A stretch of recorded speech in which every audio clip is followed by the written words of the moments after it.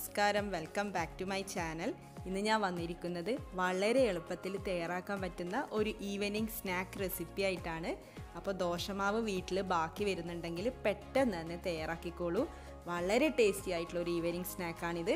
അപ്പോൾ ഈ വീഡിയോ ചെറിയൊരു വീഡിയോ ആണ്. വീഡിയോ മുഴുവനായി ഇരുന്ന് കാണണം. കണ്ടിട്ട് ഇഷ്ടപ്പെടുകയാണെങ്കിൽ ട്രൈ ചെയ്ത് നോക്കുകയും വേണം.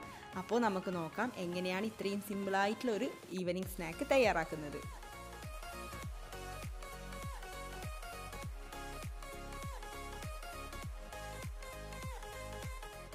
നമ്മുടെ ആദ്യത്തെ ഇൻഗ്രീഡിയൻറ്റ് നോക്കാം. ദോശമാവാണ് ആദ്യത്തെ ഇൻഗ്രീഡിയൻറ്റ്. ഞാനിവിടെ 1.5 കപ്പ് ദോശമാവ് എടുത്തിട്ടുണ്ട്. അതിലേക്ക് ഒരു സവാള ഇതേപോലെ ചെറുതായി അരിഞ്ഞതാണ്, അത് ചേർത്ത് കൊടുക്കാം. അടുത്തതായിട്ട് തേങ്ങ ചിരവിയത് ചേർക്കാം. ഇതൊരു 3 ടേബിൾ സ്പൂൺ അത്ര മാത്രമേ എടുത്തിട്ടുള്ളൂ. തേങ്ങയുടെ ഒരു ടേസ്റ്റ് കിട്ടാൻ വേണ്ടിയിട്ടാണ്. കൂടുതൽ വേണമെങ്കിൽ ചേർത്ത് കൊടുക്കാം. ഞാനിവിടെ ഒരു 3 ടേബിൾ സ്പൂൺ മാത്രമേ ചേർത്തിട്ടുള്ളൂ. എന്നിട്ട് നമുക്കിതൊന്ന് മിക്സ് ചെയ്ത് കൊടുക്കാം.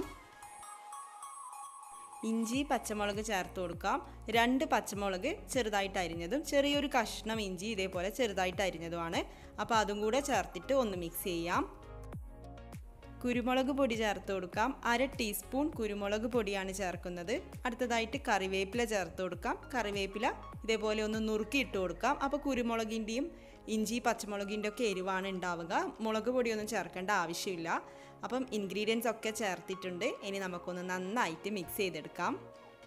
പിന്നെ ഈ ബാറ്ററിൽ ആദ്യമേ ഉപ്പ് ചേർത്തിട്ടുണ്ട്, അതുകൊണ്ടാണ് വീണ്ടും ഉപ്പ് ചേർത്ത് കൊടുക്കാത്തത്. ഇത് ബാക്കി വന്ന ദോശമാവാണല്ലോ, അപ്പോൾ അതെല്ലാം നന്നായിട്ട് മിക്സ് ആക്കിയിട്ടുണ്ട്.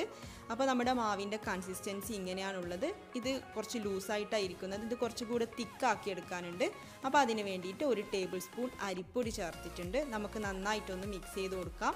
വീണ്ടും ലൂസായിട്ട് ഇരിക്കുന്നുണ്ടെങ്കിൽ വീണ്ടും അരിപ്പൊടി ചേർത്ത് കൊടുക്കാം.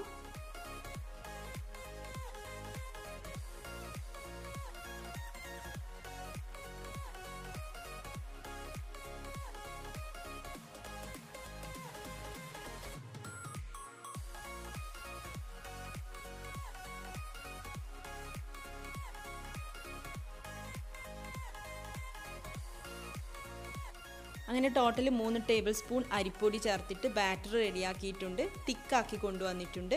അപ്പോൾ ഇതേപോലെയാണ് കൺസിസ്റ്റൻസി ഉണ്ടാവുക. ഇനി ഇത് റെസ്റ്റ് ചെയ്യാൻ വെക്കൊന്നും വേണ്ട. നമുക്ക് പെട്ടെന്ന് തന്നെ സ്നാക്ക് റെഡിയാക്കി എടുക്കാം. ഓയിൽ ചൂടായി വന്നിട്ടുണ്ട്. മീഡിയം ഹോട്ടിലാണ് വേണ്ടുന്നത്. അപ്പോൾ ചൂടായ ഓയിലിലേക്ക് ഇതേപോലെ ബാറ്ററിന്ന് കുറച്ചായിട്ട് എടുത്തിട്ട് ഇട്ട് കൊടുക്കാം. എന്നിട്ട് നമുക്കിത് ഫ്രൈ ചെയ്തെടുക്കാം. ഹൈ ഫ്ലെയിമിലൊന്നും ഇടണ്ട. ഹൈ ഫ്ലെയിമിൽ ഇട്ടാൽ നമ്മുടെ അപ്പത്തിൻ്റെ മുകൾ ഭാഗം പെട്ടെന്ന് കരിഞ്ഞു പോകും. ഉൾഭാഗം എന്നാൽ വെന്ത് കിട്ടുകയും ചെയ്യില്ല. അതുകൊണ്ട് തന്നെ മീഡിയം ഫ്ലെയിമിൽ ഇട്ടുകൊണ്ട് നമുക്കിത് റെഡിയാക്കിയെടുക്കാം.